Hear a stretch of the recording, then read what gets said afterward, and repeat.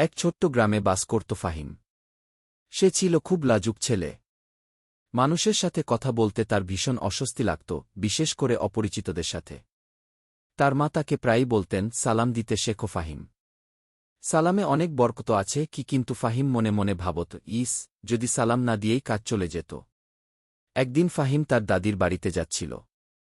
পথিমধ্যে একটি লোকালয় পড়ল, যেখানে অনেক মানুষ একসাথে কাজ করছিল।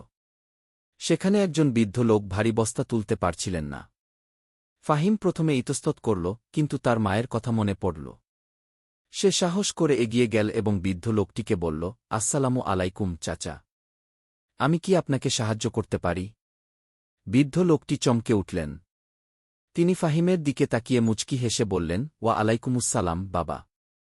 আল্লাহ তোমার মঙ্গল করুন। হ্যাঁ, একটু সাহায্য করলে ভালো হয় ফাহিম বৃদ্ধ লোকটিকে বস্তা তুলতে সাহায্য করল। কাজ শেষ হলে বৃদ্ধ লোকটি ফাহিমকে অনেক দোয়া করলেন এবং তার জন্য আল্লাহর কাছে ভালো চাইলেন।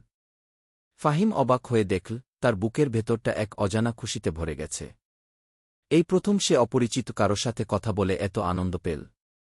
সেদিন থেকে ফাহিমের পরিবর্তন শুরু হল। সে সবাইকে সালাম দিতে শুরু করল, পরিচিত অপরিচিত সবাইকেই। আর অবাক করা বিষয় হল, যত সে সালাম দিত, ততই তার লাজুকতা কমতে লাগল এবং তার মনে শান্তি বাড়তে লাগল। সে বুঝতে পারল, সালাম শুধু একটি সম্ভাষণ নয়, এটি ভালোবাসা, শান্তি এবং বরকতের এক ছোট্ট সেতু।